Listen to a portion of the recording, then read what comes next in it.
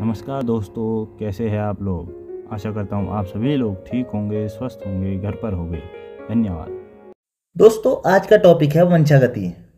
आज हम वंशागति पढ़ने वाले हैं और वंशागति में जो नोट्स है उसको बनाने में थोड़ा समय लग गया है, मुझे ढूंढने में समय लग गया है, इसके लिए मैं आप सभी से क्षमा चाहूँगा। पर दोस्तों, साथ ही साथ मैं आपको बताना चाहता हूँ कि आपकी जो केमिस्ट्री की क्लास है वो आज से इस वीडियो के बाद केमिस्ट्री की वीडियो रात 9-10 बजे तक अपलोड कर दी जाएगी। तो इस वजह से भी समय लग गया और कल पुलिस का जो फिज़िकल की डिमांड थी लोगों की, उसकी वीडियो बनाने में भी मैंने थोड़ा सा समय लिया। तो इन सब चीज़ों को लेके मैं क्षमा चाहता हूँ, थोड़ा टाइम ज़्यादा हो गया था। यहाँ से जो भर्ती वाला स्थान है वो काफ़ी दूर है, तो इस वजह से समय लग चुका था। माफ़ी चाहता हूँ। और बाकी आपको वीडियो पसंद आ रही है तो शेयर ज़रूर कीजिएगा आगे, ताकि अन्य तक भी वीडियो पहुँचे।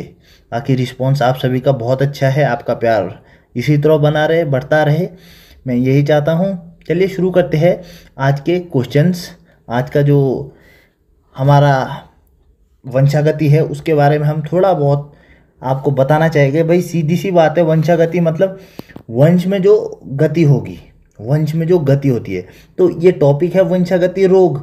वंशागति रोग मतलब जो वंश से रोग चलते आ रहे होंगे। वंश का किससे? माता पिता से। वंश का संबंध किससे होगा? माता पिता से। तो हमारे जो माता पिता के जो रोग है या उनके कारण जो हमारे को रोग उत्पन्न हो गए, उनको उनके माता पिता से मिले होंगे। उनको कहाँ से मिले होंगे? उनके माता पिता से। तो वो जो रोग है, वो जो कैरेक्टर है, वो जो लक्षण है, लक्षण के साथ साथ वो परिवर्तन उत्परिवर्तन जिससे कि हमें रोग हो जाते हैं, जिसको हम रोग बोलते हैं, तो उसे क्या बोलेंगे आप? वंशागति रोग। ठीक है जी।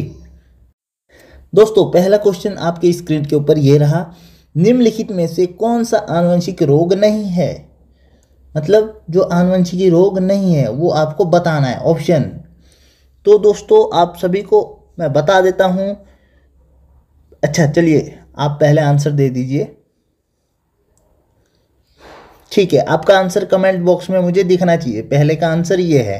तो हीमोफीलिया, रंग अंधापन और रंजकहीनता, ये तीनों रोग क्या है? वंशागत रोग है। आनुवंशिकी रोग जिनको बोलते हैं। ठीक है, आनुवंशिकी या वंशागति एक ही बात है। ठीक है, तो इसका आंसर क्या हो जाएगा? ये क्या बोल रहा है? नहीं है। तो इसका आंसर आप सभी के सामने मैं बता देता हूं।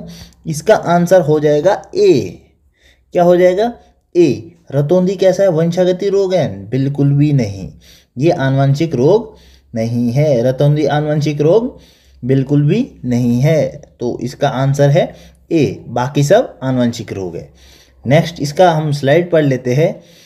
उपयुक्त रंजकहीनता एक आनुवंशिक रोग है जिसमें त्वचा, बालों तथा आंखों में मेलानिन नामक रंजक आंशिक या पूर्ण रूप से अनुपस्थित होता है।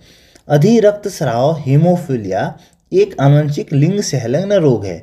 वर्णांधता जो इसमें लिखा गया था, रंजकहीनता, उसको वर्णांधता बोलते हैं, कलर ब्लाइंडनेस बोलते हैं।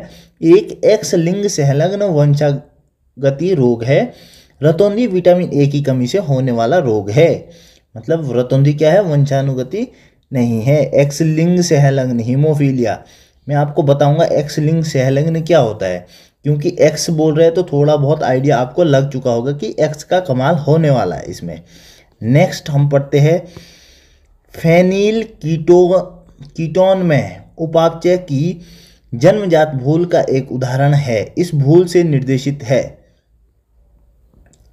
आराम से सोचकर बताइए।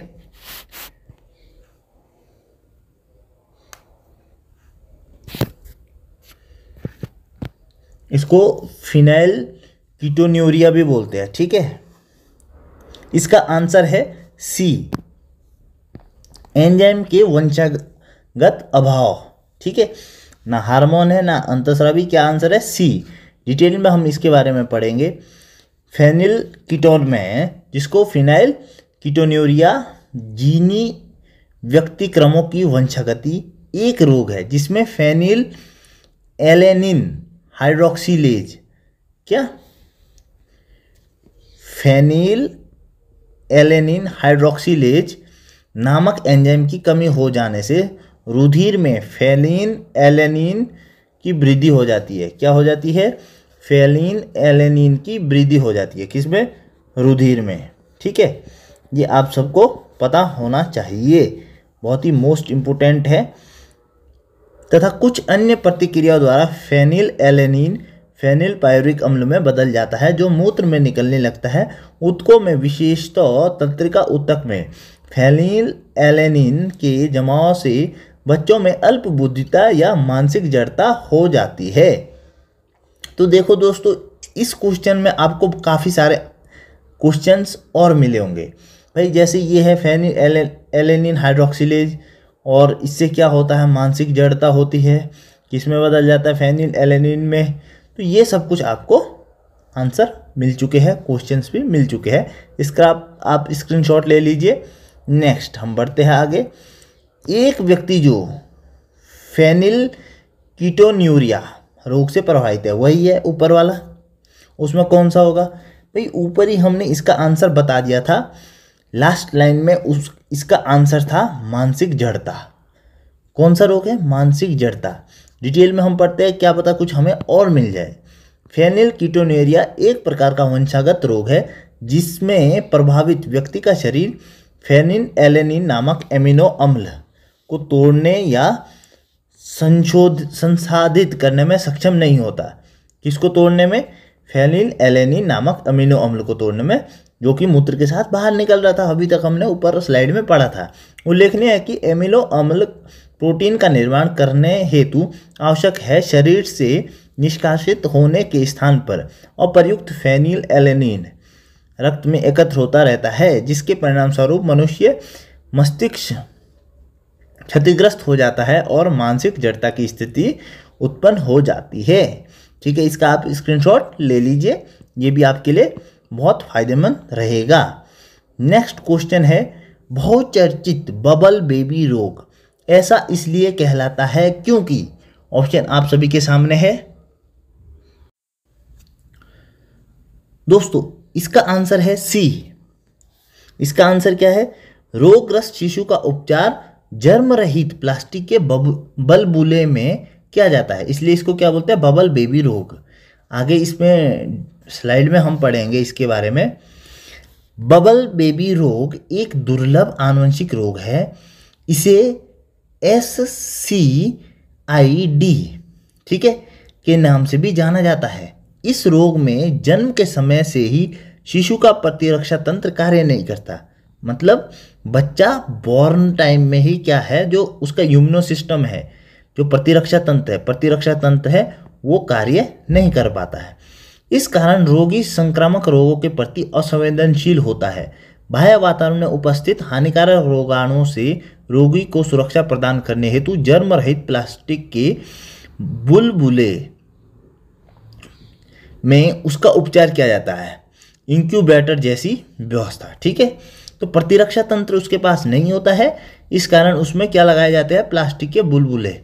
ये मान लो, ये समझ लो याद करने के लिए, इसलिए उसको क्या बोला गया? बबल बेबी रोग। ठीक है, नेक्स्ट पढ़ते हैं। क्वेश्चन है, हीमोफीलिया एक आनुवंशिक रोग है जिसका वहन। ऑप्शन आपके सामने है, 3 ऑप्शन दिख रहे हैं, ये लीजिए। चारों ऑप्शन आपके सामने दिख चुके हैं। आप इसका सोच विचार करके आंसर बता दीजिए।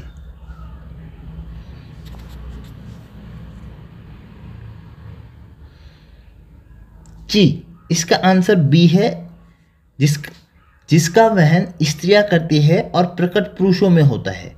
मोस्ट इंपोर्टेंट है, वहन कौन कर रही है? स्त्रियां। किसको? हीमोफीलिया को। और प्रकट किस में हो रहा है? प्रकट हो रहा है हीमोफीलिया पुरुषों में। तो मोस्ट इंपोर्टेंट है। चलिए स्लाइड की तरफ बढ़ते हैं, स्लाइड में देखते हैं।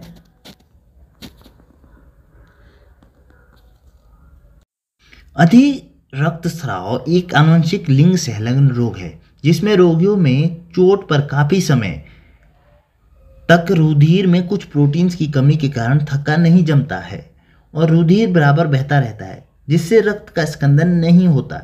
इस रोग का वहन स्त्रियां करती है। हीमोफीलिया का वहन कौन करती है? स्त्रियां, लेकिन प्रकट पुरुषों में होता है। मोस्ट इंपोर्टेंट टर्मिनोलॉजी है ये, क्योंकि पुरुषों में क्यों, देखो पुरुषों में एक एक्स गुणसूत्र जबकि स्त्रियों में 2 एक्स गुणसूत्र है। अतः इस रक्तस्रावन रोग, अथवा इसे क्या बोलते हैं, रक्तस्रावन रोग भी कहते हैं, जिसका प्रारंभ महारानी विक्टोरिया में हुआ था। किससे माना जाता है, महारानी विक्टोरिया, और इसी कारण इसे रॉयल हीमोफीलिया, शाही हीमोफीलिया भी बोलते हैं, शाही या रॉयल हीमोफीलिया। ठीक है, किससे माना जाता है पहले प्रारंभ, महारानी विक्टोरिया से, महारानी से। ठीक है, विक्टोरिया रोग भी इसको बोलते हैं, शाही रोग भी बोलते हैं। तो ये सब कुछ क्या है, हीमोफीलिया है, एक्स लिंग सहलग्न रोग का ये उदाहरण है। ठीक है, नेक्स्ट, निम्नलिखित में से कौन सा लिंग गुणसूत्र में विद्यमान अप्रभावी जीन के निष्पीड़न से उत्पन्न होता है? ऑप्शन आपके सामने है। इसका आंसर है सी, पेशी दुष्पोषण। इसका हम स्लाइड पढ़ते हैं। पेशी दुष्पोषण एक्स गुणसूत्र से संलग्न एक आनुवंशिक रोग है जो कि इस एक्स गुणसूत्र में मौजूद अप्रभावी जीन के निष्पीड़न से उत्पन्न होता है। ध्यातव्य है कि यह रोग पीढ़ी दर पीढ़ी चलता है। किससे उत्पन्न होता है? एक्स गुणसूत्र में मौजूद अप्रभावी जीन के निष्पीड़न से। ठीक है, क्या आंसर था इसका? पेशी दुष्पोषण। नेक्स्ट हम बढ़ते हैं। डाउन सिंड्रोम एक आनुवंशिक विकार है जो होता है, ऑप्शन आपके सामने है।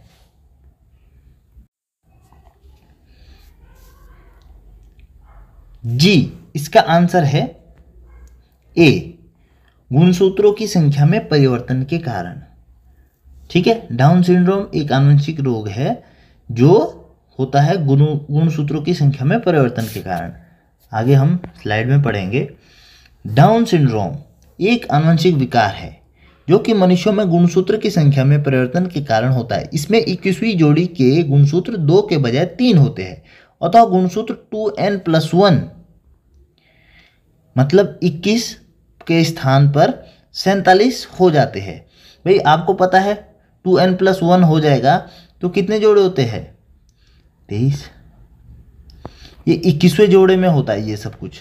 ठीक है, तो 23 जोड़े के कितने बनते हैं? 46।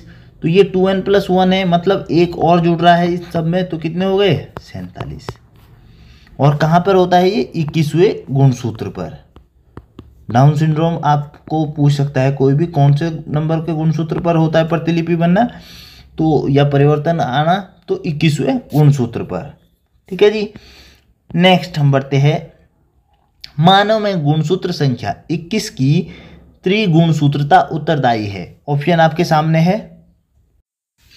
जी, अगर आप सभी ने इससे पहला वाला क्वेश्चन अच्छे से पढ़ा होगा, अच्छे से सुना होगा, तो आपको इसके आंसर में देरी ही नहीं लगनी चाहिए। आंसर क्या हो गया इसका? सी, डाउन सिंड्रोम के लिए। अभी तक बोला तो 21वें गुणसूत्र की त्रिगुणसूत्रता ही तो हुई 2n+1, तो क्या हुआ? 3n, तो यही तो त्रिगुणसूत्रता हुई। चलिए देखते हैं। मानव में गुणसूत्र संख्या 21 की त्रिगुणसूत्रता डाउन सिंड्रोम के लिए उत्तरदायी है। इसमें 21वीं जोड़ी की गुणसूत्र 2 के बजाय 3 होते हैं, जिस सिंड्रोम को मंगोली जड़ता भी कहते हैं। इसको क्या बोलेंगे साथ में? मंगोली जड़ता। ठीक है, 2n+1 हो जाते हैं तो कितने हो गए टोटल? 47 ही तो हो गए, 46 होते हैं दोस्तों, कंफ्यूज नहीं होना। ठीक है, नेक्स्ट। थैलीसीमिया के रोगी में शरीर निम्न के संश्लेषण की क्षमता नहीं रखता, ऑप्शन आपके सामने है। जी, इसका आंसर है सी, हीमोग्लोबिन। क्या है इसका आंसर? हीमोग्लोबिन। थैलीसीमिया के रोगी में शरीर निम्न के संश्लेषण की क्षमता नहीं रखता, तो क्या है उसका आंसर? हीमोग्लोबिन। इसका हम डिटेल में पढ़ते हैं। ग्लोबिन। ठीक है, अब आगे बढ़ते हैं इसको। थैलेसीमिया जीनी व्यक्तिक्रमों का एक समूह है जिसके रोगी के शरीर में हीमोग्लोबिन के संश्लेषण की क्षमता नहीं होती है। यह विशेष रोग दो प्रकार का होता है, यथा अल्फा थैलेसीमिया तथा बीटा थैलेसीमिया। इसमें रोगी के शरीर में अत्यधिक अरक्तता उत्पन्न हो जाने से रुधिर की आवश्यकता पड़ती है।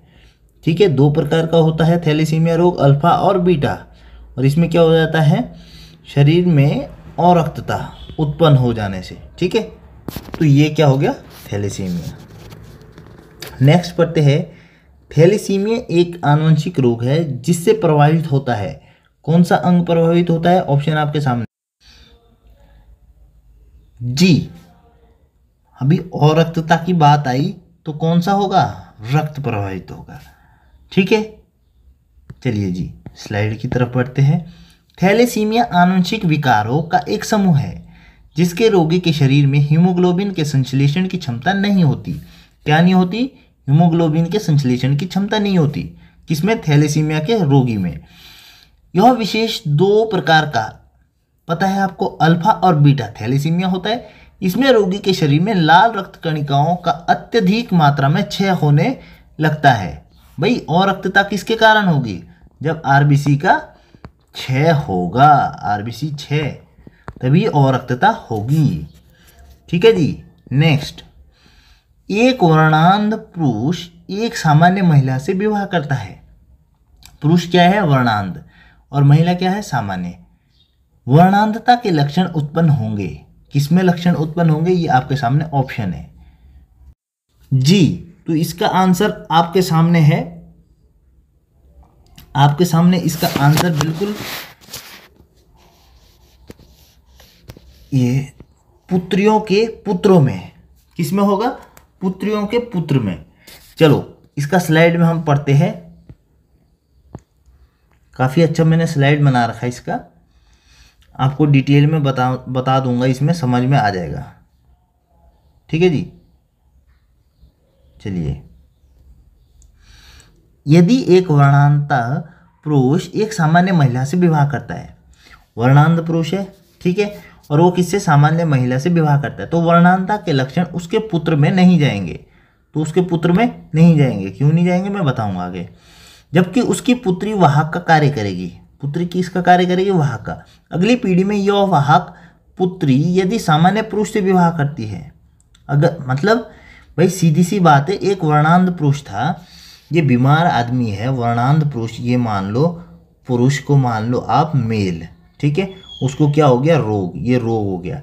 उसने महिला से, सामान्य महिला से, ये फीमेल, फीमेल कैसी है, सामान्य। मैं इसको XY में भी दिखाऊंगा आपको।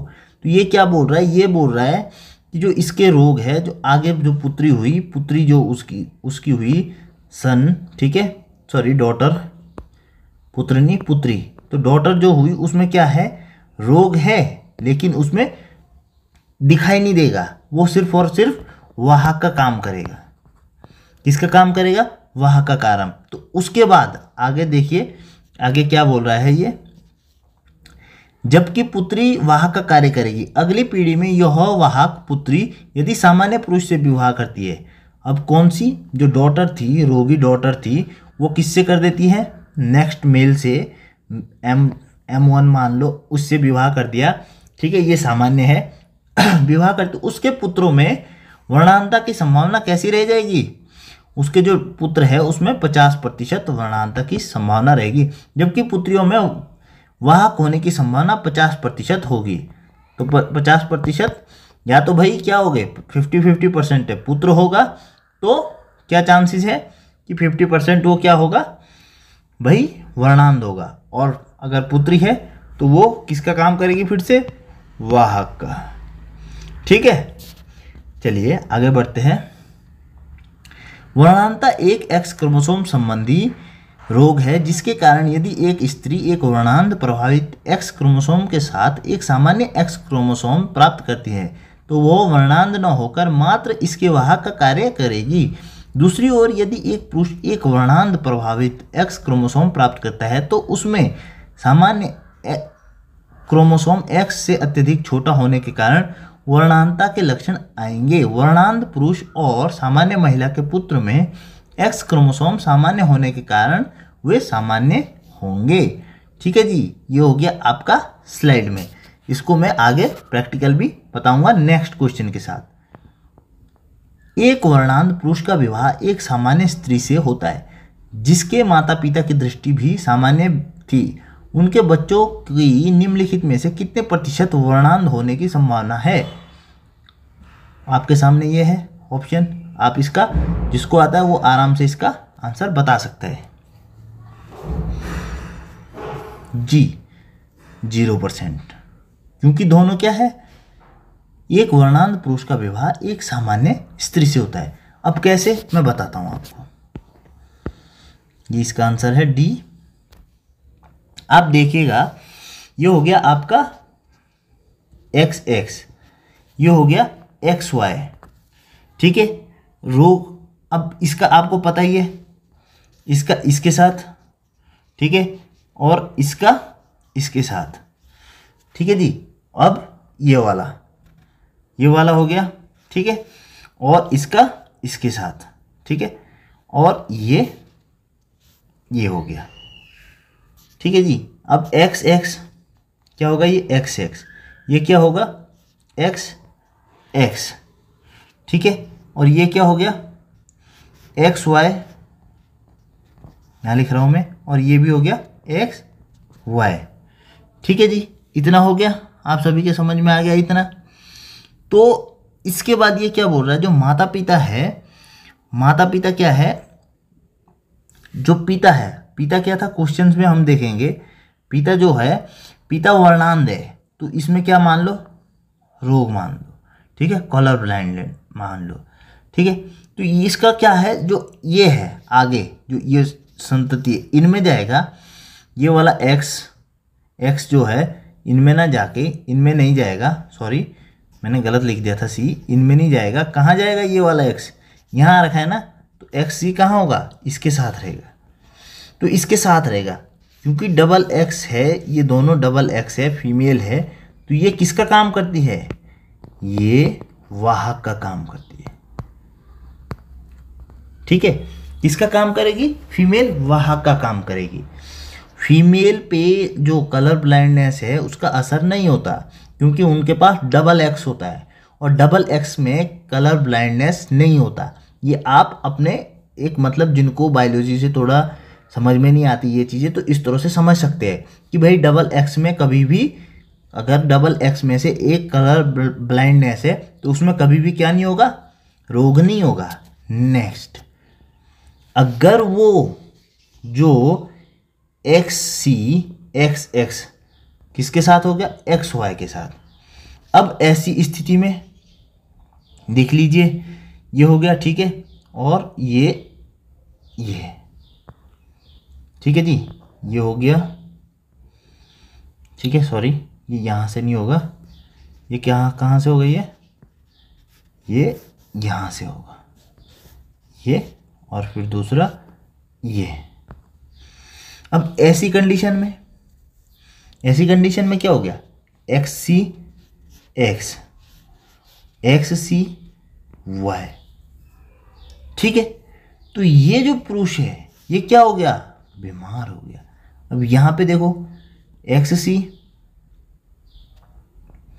यहाँ पे X से सिंपल X है, और यहाँ पे Y, यहाँ पे क्या है XC XY।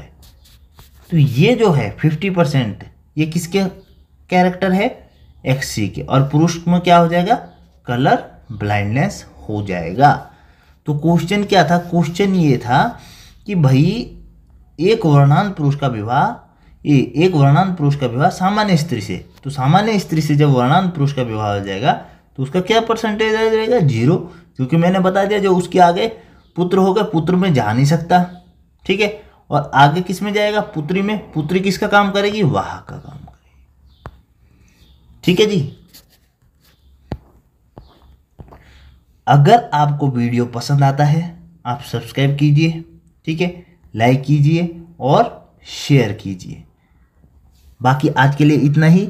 कुछ ही टाइम बाद आपको केमिस्ट्री की क्लास भी निकलेगी, और केमिस्ट्री परमाणु संरचना, उसमें थोड़ा सा टाइम ज़्यादा लूँगा मैं, क्योंकि उसमें डिटेल में समझाने में थोड़ा सा टाइम लगता है। तो आप उसको डिटेल में समझना चाहते हैं तो टाइम तो थोड़ा देना ही पड़ेगा। और वो मैंने तभी उसको नाइट में शिफ्ट में रख रखा है। 9 से 10 बजे के बाद सोने से पहले आप आराम से उसको समझ सकते हैं, वरना सुबह उठने से पहले उसको सुन सकते हैं आराम से समझ में, ताकि आपके आ जाए। बाकी आज के लिए इतना ही। धन्यवाद। खुश रहे, स्वस्थ रहे और अपनों का ध्यान रखें।